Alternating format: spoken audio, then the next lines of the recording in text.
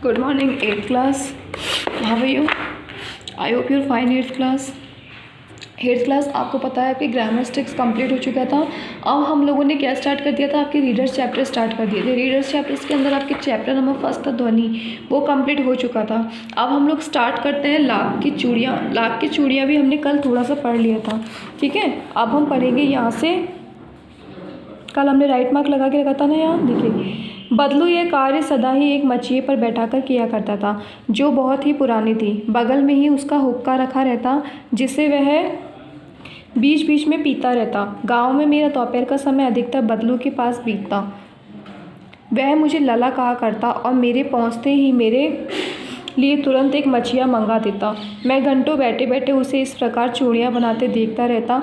लगभग रोज़ ही वह 4-6 जोड़े चूड़ियाँ बनाता। पूरा जोड़ा बना लेने पर वह उसे बेलन पर चढ़ाकर कुछ क्षण चुपचाप देखता रहता, मानो वह बेलन न होकर किसी नववधू की कलाई हो। अब देखिए आगे इसने क्वेश्चन दिया है, अपने मामा के यहाँ लेखक का अधिकतर समय कहाँ बीतता था। अपने मामा के यहाँ लेखक का अधिकतर समय कहाँ बीतता था बच्चों, सबको पता है ना। अधिकतर समय कहाँ बीतता था, ये बदलू को देखते हुए। बदलू लेखक को क्या कहकर पुकारता था, बदलू लेखक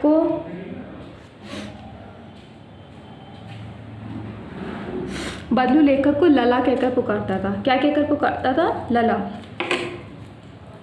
बदलू मनिहार था, चूड़ियाँ बनाना, देखिए आगे, बदलू मनिहार था, चूड़ियाँ बनाना उसका पैतृक पेशा था और वास्तव में वह बहुत ही सुंदर चूड़ियाँ बनाता था। उसकी बनाई हुई चूड़ियों की खपत भी बहुत थी। उस गांव में तो सभी स्त्रियां उसकी बनाई हुई चूड़ियाँ पहनती ही थी। आसपास के गांव में तो सभी स्त्रियां उसकी बनाई हुई चूड़ियाँ पहनती ही थी। आसपास के गांव के लोग भी उससे चूड़ियाँ ले जाते थे, परंतु वह कभी भी चूड़ियों को पैसे से बेचता न था। उसका अभी एक वस्तु विनिमय तरीका था और लोग अनाज के बदले उससे चूड़ियाँ ले जाते थे।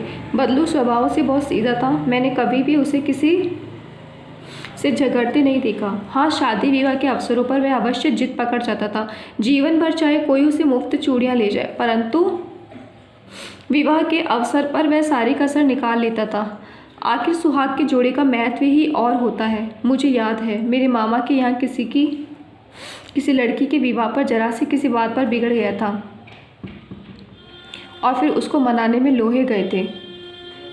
विवाह में इसी जोड़े का मूल्य इतना बढ़ जाता था कि उसके लिए उसकी घरवाली को सारे वस्त्र मिलते, ढेरों अनाज मिलता, उसको अपने लिए पगड़ी मिलती और रुपए जो मिलते सो अलग। देखो आगे क्या कह रहा है, बदलू अपनी चूड़ियाँ कैसे बेचता था। ये कह रहे हैं कि बदलू मनिहार था, चूड़ियाँ बनाना उसका पैतृक पेशा था और वास्तव में वह बहुत सुंदर चूड़ियाँ बनाता था। बनाई हुई चूड़ियों को खपत भी बहुत थी। उस गांव में तो सभी स्त्रियां उसकी बनाई हुई चूड़ियाँ पहनती थी। आसपास के गांव में तो सभी स्त्रियां उसकी बनाई हुई चूड़ियाँ पहनती थी। आसपास के गांव के लोग भी उसकी चूड़ियाँ ले जाते, परंतु वह कभी भी चूड़ियों को पैसों से नहीं बेचता था। उसका अभी तक वस्तु विनिमय का तरीका था और लोग अनाज के बदले उससे चूड़ियाँ ले जाते थे।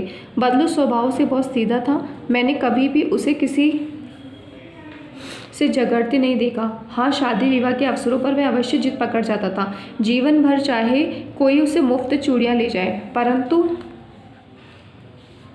विवाह के अवसर पर वह सारी कसर निकाल लेता था। आखिर सुहाग के जोड़ी का महत्व ही और होता है। मुझे याद है मेरे मामा के यहाँ किसी लड़की के विवाह पर जरा सी किसी बात पर बिगड़ गया था और फिर उसको मनाने में लोहे गए थे। विवाह में इसी जोड़ी का मूल्य इतना बढ़ जाता था कि उसके लिए उसकी घरवाली को सारे वस्त्र मिलते, ढेरों अनाज मिलता, उसको अपने लिए पगड़ी मिलती और रुपए जो मिलते सो अलग। बदलू अपनी चूड़ियाँ कैसे बेचता था, बदलू अपनी जो चूड़ियाँ बेचता था वो रुपए पैसों में नहीं बेचता था। बदलू स्वभाव से कैसा व्यक्ति था, शादी विवाह के अवसर पर उसका व्यवहार कैसा होता था।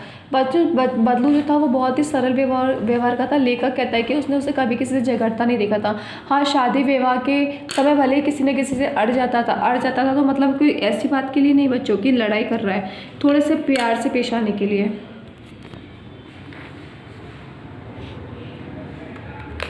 अब थोड़ा सा इस चैप्टर को समझो। बदलू ये कार्य सदा ही एक मचिए पर बैठकर किया करता था, जो बहुत ही पुरानी थी।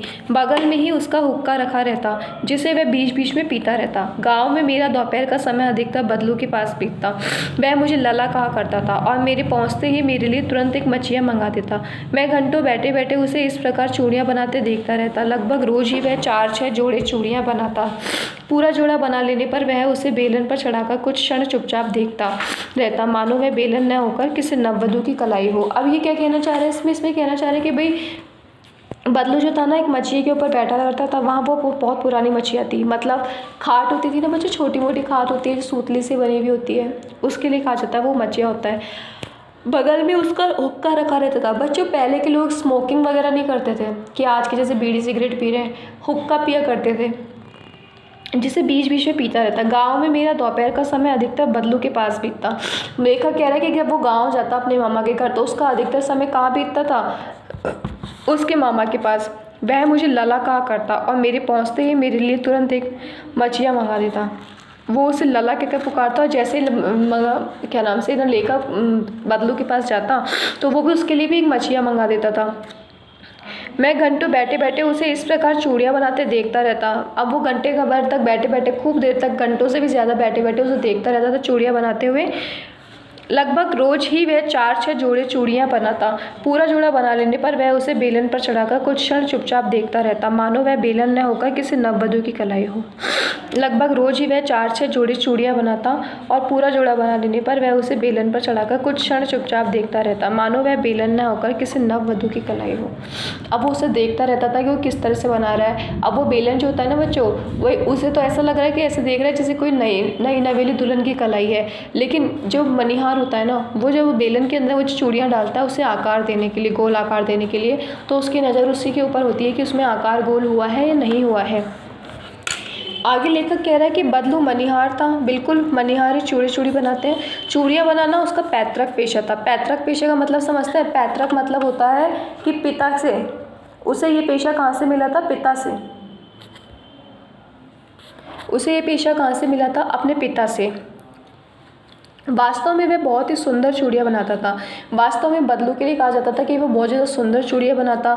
उसकी बनाई हुई चूड़ियों की खपत भी बहुत थी। अब कह रहे कि उसकी बनाई हुई चूड़ियों की खपत मतलब बहुत ज़्यादा बिकती थी। खपत मतलब बहुत ज़्यादा बिक जाना। उस गांव में तो सभी स्त्रियां उसकी बनाई हुई चूड़ियाँ पहनती ही थी। अब कह रहे उस गांव में तो सभी स्त्रियां उसकी बनाई हुई चूड़ियाँ पहनती ही थी। आसपास के गांव में तो सभी स्त्रियां उसकी बनाई हुई चूड़ियाँ पहनती थी। अब कह रहे उस गांव की स्त्रियां तो पहनती थी उसकी चूड़ियाँ, लेकिन आसपास के गांव के लोग भी उसकी चूड़ियाँ ले जाते थे। अब परंतु कभी कभी चूड़ियों को पैसों से बेचता रहता। अब कह रहे परंतु वह कभी कभार के पैसों में नहीं बेचता था अपनी चूड़ियों को। उसका अभी तक वस्तु विनिमय का तरीका था। अब वो कह रहे वस्तु विनिमय का तरीका, वस्तु विनिमय का तरीका मतलब होता है वस्तु के बदले वस्तु देना, कि भाई उस चूड़ियों के बदले में आप भी कोई उसको वस्तु दे दो। इस तरह से बेचता था। लोग अनाज के बदले उसे चूड़ियाँ ले जाते थे। अब लोग क्या कहते हैं, लोग उसको, कई लोग उसको अनाज दे जाते थे खाने के लिए और चूड़ियाँ ले जाते थे। बदलू स्वभाव से बहुत सीधा था। मैंने कभी भी उसे किसी से झगड़ते नहीं देखा। हाँ, शादी विवाह के अवसरों पर वह अवश्य जिद पकड़ जाता था। सिर्फ जिद आ जाती थी उसे अंदर, और कुछ नहीं।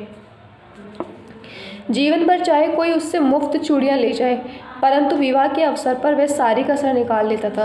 अब ये कह रहे कि जीवन में चाहे जीवन भर उससे चाहे लोग मुफ्त में पैसे ना दे करके कोई चीज़ दे जाए, इस वजह से चूड़ियाँ ले जाए, लेकिन जब विवाह का अवसर आता था ना, किसी की शादी विवाह का अवसर, तो वो क्या करता था, सारी कसर, पूरे साल भर की कसर निकाल लेता था उसके अंदर।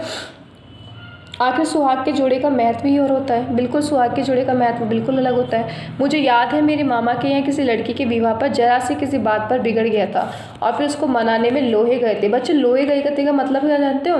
कठिनाई होना, मतलब उसे बहुत मनाने में बहुत कठिनाई हुई थी। विवाह में इसी जोड़े का मूल्य इतना बढ़ जाता था कि उसके लिए उसकी घरवाली को सारे वस्त्र मिलते, ढेरों अनाज मिलता और उसको अपने लिए पगड़ी मिलती और रुपये मिलते सो अलग। समझ में आया बच्चों क्या समझाना चाहा है इसने? आगे हम पढ़ते हैं। देखो यहाँ से ये हम पढ़ेंगे, आज ना पढ़कर कल करेंगे इसे हम, ठीक है? आज के लिए इतना ही। चैप्टर पढ़ो बच्चों, चैप्टर बहुत अच्छा है, सरल लैंग्वेज में है और मैंने आपको समझा दिया है। ओके 8th क्लास, कोई समझ में नहीं आया तो आप मुझे मैसेज कर सकते हैं। बाय।